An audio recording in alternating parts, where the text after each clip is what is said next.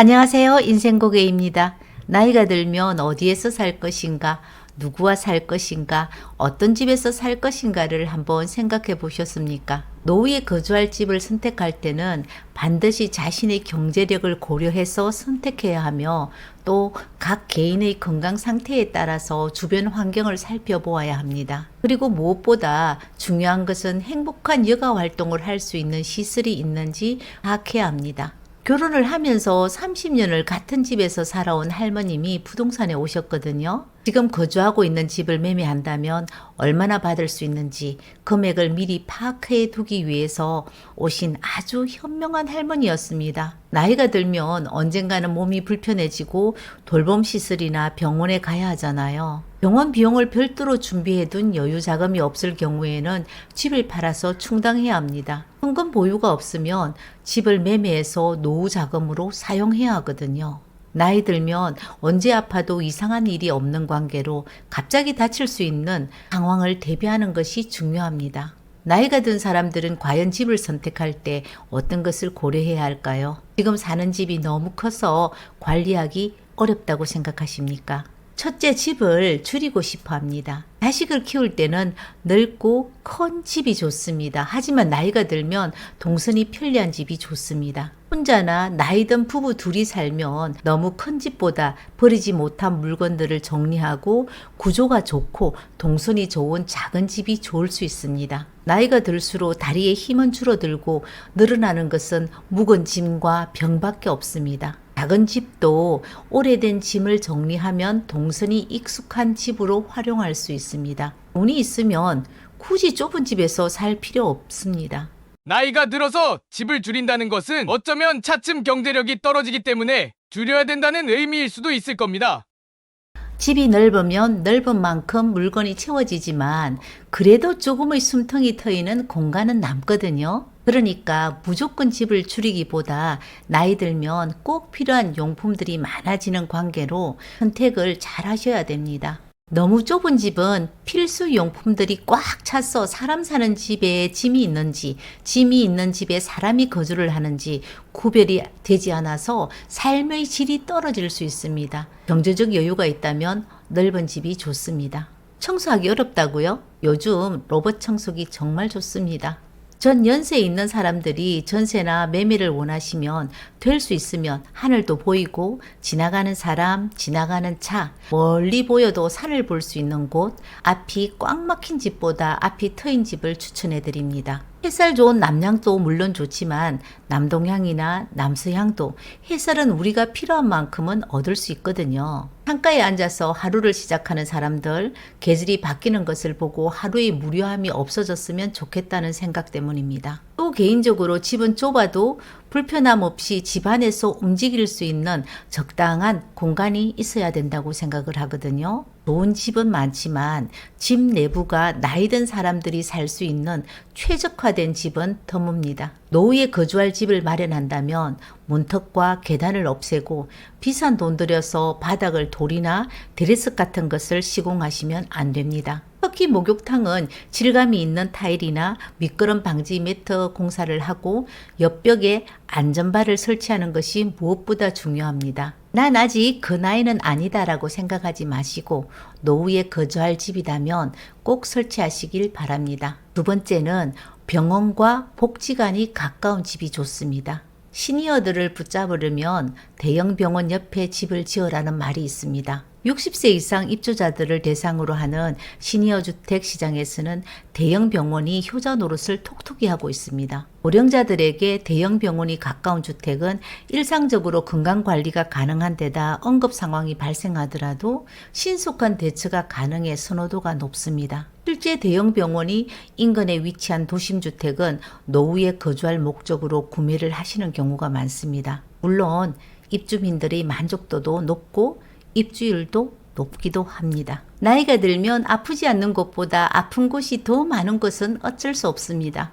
그래서 사람들은 병원 가까운 곳에 집을 구입하려고 합니다. 건강은 아프기 전에 지켜야 제일 좋습니다. 건강을 잃고 병원 가까운 곳에 살아도 나이가 들면 큰 도움이 되지 않습니다. 예전에는 자식이 부모에게 효도할 때를 기다려주지 않는다고 했지만 효도는 조상 제사상과 함께 사라져가는 현실이기 때문에 아프면 병원 갈 수 있는 기회가 많이 주어지지 않습니다. 움직이지 못하면 자식들은 간호할 사람 없다는 이유로 바로 요양병원이나 간호병동으로 보내는 것이 현실입니다. 미리 건강관리 잘 하시고 작은 병원이 인접해 있는 노인들이 잘 살 수 있는 지역이라도 좋습니다. 이웃집 할머님은 집을 팔고 자식이 사는 서울로 이사를 갔습니다. 이틀에 한 번 버스와 택시를 타고 5분 거리에 있는 한의원에 침을 맞으며 조금은 불편하지만 혼자서 거동이 가능하고 병원을 다녔던 할머니는 큰 병원이 있는 아들 집 옆으로 갔습니다. 젊은 시절 염색 공장에서 일을 한 탓으로 폐가 좋지 않았지만 맑은 공기 대신 큰 병원의 의학의 힘을 믿어보기로 하고 서울로 갔습니다. 6개월이 지난 어느 날 사무실에 할머님이 나타났습니다. 서울에는 공기가 안 좋아서 눈도 따갑고 폐가 더 안 좋아져서 공기 좋은 곳으로 다시 돌아왔다고 했습니다. 70이 되고 80이 넘어가니까 밥은 약 먹기 위해 억지로 먹어야 하고 자식 얼굴보다 의사 얼굴을 더 자주 보고 살아야 되더라는 것이죠. 요즘 세상에 병원 없는 데가 어디 있겠는겨? 택시만 타면 뭐 2분 30분이면 다 갈 수 있는 세상 아닌겨? 나이가 들어서 집은 큰 병원 옆에도 좋지만 평소 건강관리 잘하면서 급할 때 너무 멀지 않는 곳에 있기만 해도 된다는 생각을 하게 되었다고 했습니다. 자식을 키웠던 크고 널찍한 집을 처분하고 규모를 줄여서 자식들과 함께 살기를 원하는 부모들 많습니다. 요 주변에는 노인들이 다닐 수 있는 복지관도 있는겨. 예전에는 주변에 학교가 있는지 없는지를 많이 궁금해 하셨는데 요즘에는 복지관이 있는지 없는지를 많이 물어보시는 분들이 늘어났습니다. 아이고 소장님 요 밑에 복지관에 놀러 가입시다. 재미나고 좋은지 몰라요. 소장님은 여기서 일한다고 한 번도 안 가봤지요? 이제 나이 안 됐는겨? 우리 복지관에 한번 놀러 오이소. 근데 아침 일찍이 이렇게 나가야 우리가 원하는 것을 배울 수 있고 들어갈 수 있는 거라예. 꼭 한번 다음에 나하고 복지관에 한번 가입시다. 이렇게 말하는 할머님들이 복지관에 줄을 서서 갑니다. 신도시라서 노인들이 없을 것 같았는데 복지관에 밀려드는 노인들은 정말 많아서 추첨을 해야 이용을 할 수 있을 정도라고 합니다. 이웃집 할머니는 아직 일을 하시는데 아침마다 복지관에 다니는 또래의 할머님을 보면 부럽다고 했습니다. 저렴한 밥값에 영양가 있는 음식을 골고루 먹을 수 있고 시설도 좋고 국가에서 지원을 많이 받아서 배울 수 있는 것은 복지관밖에 없다고 하더라고요. 돈만 많으면 얼마든지 좋은 곳에서 여가를 즐길 수 있지만 나이가 들고 노인이 되면 없어지는 것 중 하나가 또 돈이잖아요. 마음대로 안 되는 자식보다 돈이 더 무서운 것이 노인들입니다. 돈 때문에 먹고 싶은 거 다 드시지 못하십니까?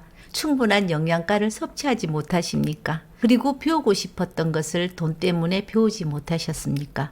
친구분이 없어서 너무나 무료한 시간을 지내고 있다면 복지관으로 가십시오. 거기는 친구들도 있고 저렴한 가격으로 우리가 먹을 수 있는 것을 다양하게 섭취할 수 있습니다. 그렇기 때문에 요즘에는 복지관이 있는 지역으로 이사를 가겠다라고 계획하시는 노인들이 정말 많이 늘어났습니다. 세 번째, 자식과 함께 살 수 있는 집이 아닌 자식 옆에 집을 구하면 됩니다. 자식을 키웠던 크고 큼직한 집을 처분하고 규모를 줄여서 자식들과 함께 살기를 원합니다. 자식이 부모 옆으로 집을 옮길 때는 부모님의 재산이 좀 여유로운 경우가 많고 부모님이 자식 옆으로 집을 옮기는 경우는 손주를 돌봐주면서 노후 생활비를 충당하시는 분들이 많습니다. 부족한 사람이 대부분 이사를 하더라고요. 자식들하고 함께 살면 손주들 재롱의 외로움을 덜할 수 있고 주거비 부담은 줄어들 수도 있지만 아들, 며느리, 딸, 사위와 함께 산다는 것은 또 다른 스트레스로 힘들게 됩니다. 내 삶아 식은 밥에 물 말아서 김치하고 먹어도 맛있더라고요.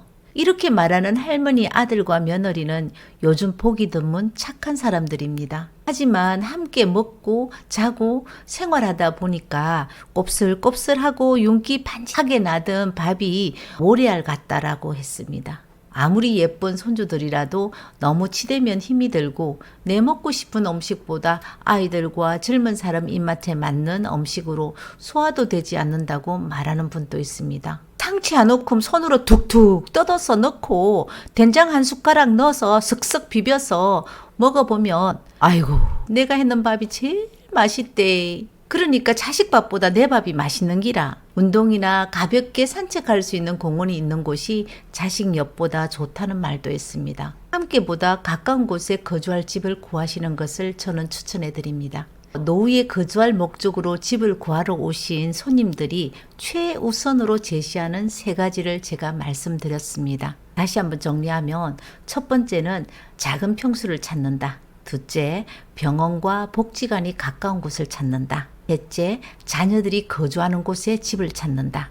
사람마다 노후주택을 선택하는 기준은 모두 달라집니다. 노후에 거주할 집을 구입해서 이사를 할 계획이 있다면 거주지를 결정할 때 다른 사람들이 좋아하는 조건이 아니고 각 개인의 건강과 경제력과 이사 목적을 확실하게 정하고 본인이 기준으로 돼서 선택하셔야 합니다. 오늘은 노후에 내가 어떤 집을 구매를 할 것인가, 내가 어떤 집에 살 것인가, 내가 누구와 살 것인가를 대해서 간략하게 말씀을 드렸습니다. 인생고기였습니다. 오늘 영상 마음에 드셨다면 구독, 좋아요 부탁드립니다. 감사합니다.